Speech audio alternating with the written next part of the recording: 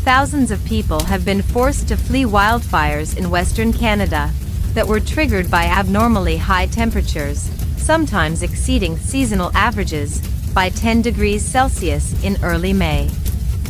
In the province of Alberta, the region worst affected by forest fires, there were reports of more than 70 active fires on Friday, several of them out of control. Some 13,000 residents were under evacuation orders.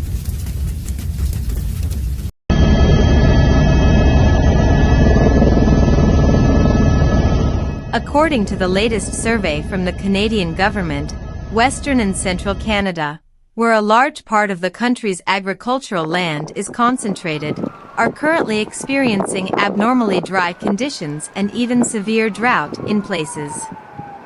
In recent years, Western Canada has been hit repeatedly by extreme weather, the intensity and frequency of which have increased due to global warming.